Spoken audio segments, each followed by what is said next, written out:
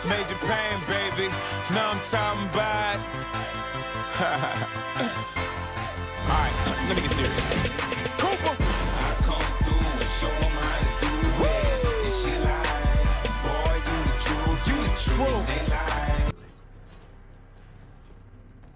What's up, everybody? Welcome back to my ongoing series, Let's Plat. I have a very interesting topic for you guys today. But first, I wanna mention that I've decided to stop doing the video commentaries because the video was lagging when I was commentating. So I just decided to get rid of that whole mess and decided to just do the voiceovers. So today I want to talk about the new released information on Destiny. A developer for Destiny came out and said that the title is nowhere near $500 billion budget. But on the other hand, you have Bobby Kotick, the CEO of Activision, who is publishing Destiny. A while back, he said that the game is a $500 billion budget title. And so it's kind of interesting to have to deal with this whole back and forth between the publisher and the developer, because now we're in the position of not knowing of the actual cost. I mean, once we were told, we were told that $500 billion budget was happening, or was the budget for this game, and then the developer comes out and says that it's not $500 billion, that they're nowhere near $500 billion budget, but yet we weren't given a cost by the developer, so we have no idea or any proof of how much this game costs. But really, that just, you know, brings me to the point of this whole thing, is that who really cares? It's not our job as the gamer or the consumer to care about the budget, you know, unless it hinders being able to make a quality game, and that usually just is not enough. The budget isn't high enough for the game. So at this point, I just have to say, who really cares about the budget? Our job is to just purchase the game, or, you know, not purchase the game if that's what you prefer.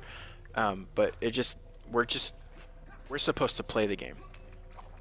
The people who need to worry about the budget is between the developer and the board of Activision, or the publisher in this case.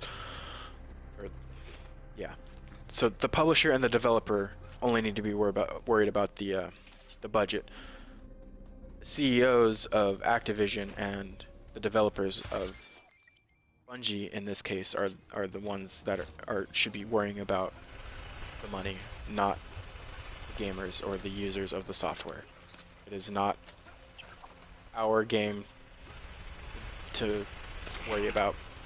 But anyways, the huge problem here is that if Bobby Kotick believes that he can make a profit off this game by shelling out $500 billion, then that's his decision.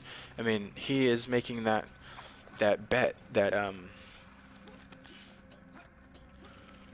he's the one that's saying that. So he's making that claim that this game is going to be over $500 billion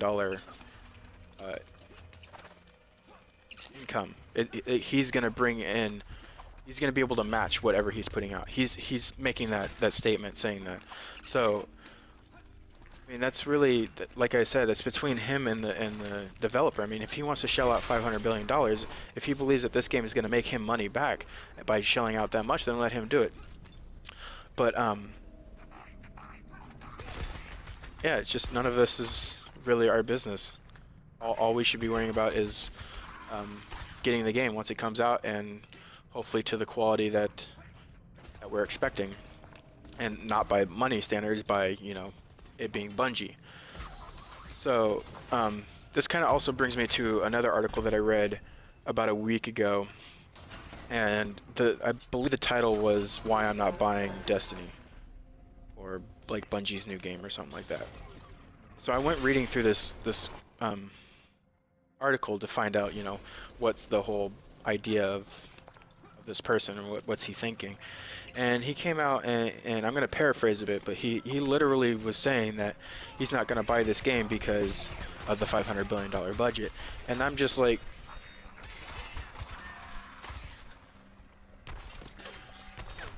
it's an issue. Why is this a problem?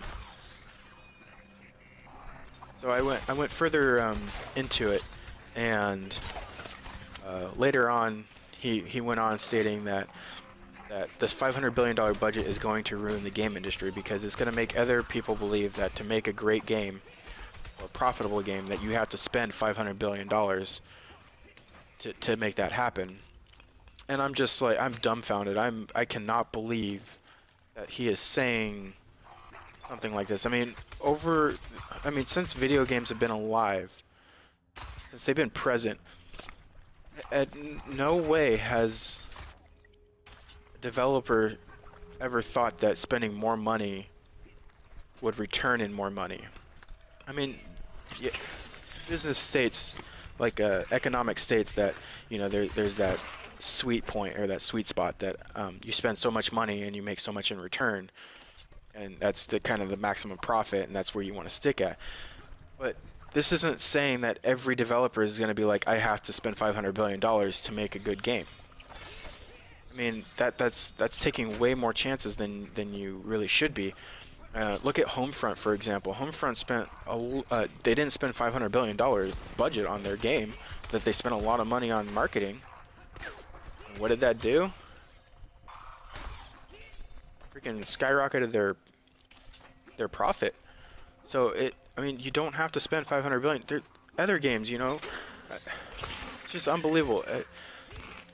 That this, I was even reading this. I was so irritated that I almost just threw my phone against the wall on just how dumb this article was. I was so irritated with this article and the guy who wrote this. I don't know who wrote it. After I read it, I was just like, all right, I'm done. I can't read this anymore. But yeah, I mean, there's so many titles that have made such great profit, and they haven't had to spend $500 billion. So why do you believe that once one successful $500 billion game is made, and then it's the end of the world? I mean, you'll still have indies, you'll still have AAA titles that aren't spending $500 billion. You'll have the in-between developers that, you know, are just leasing, you know, a very well-polished game at a reasonable price and making a return. I mean, I've always, I think the indies are in a better position than AAA titles. Yeah, AAA titles bring in a lot more money, but the average, I guess, the percentile on how much they bring to how much they spend is smaller than as an indie title. I mean, indies, you got like really small teams, 30 people teams, where you have Bungie, which is like a 300 person team, creating these AAA titles. You know, they make, you know, a few billion or a few $1 million over their budget, or a few $1 billion depending on the game.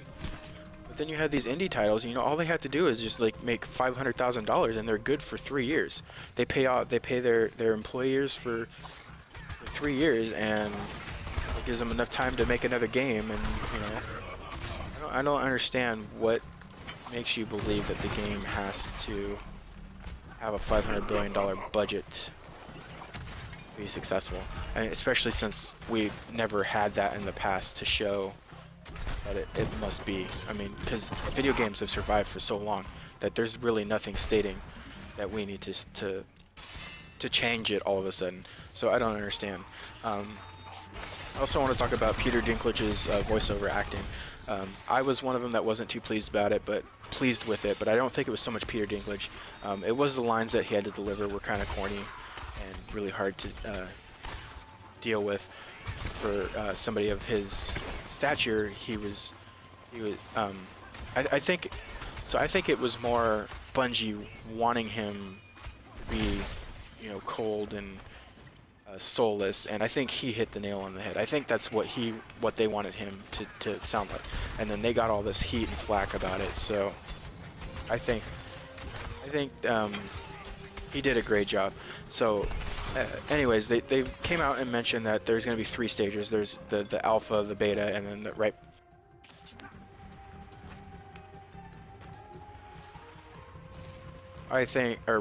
the release before the game actually comes out. So I'm interested in seeing the changes that they made with the beta. Hopefully the lines are better. Hopefully they're actually having him use his ability. But yeah. So anyways, that's my opinions on Destiny and their budget and Peter Dinklage's voice acting. Let me know what you guys think in the comments below. Make sure to like the video, subscribe to the channel, share with your friends. You can also follow me on Twitter, MajorPain2587, and you can also invite me to your PSN friends list, MajorPain2587 as well.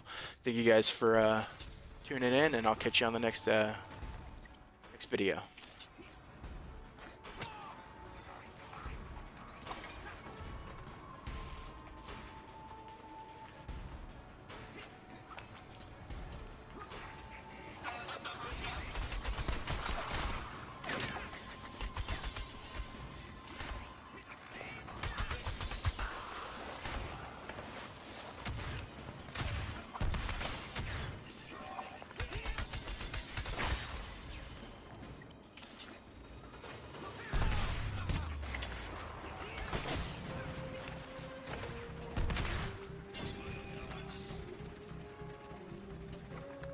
Freedom and silence.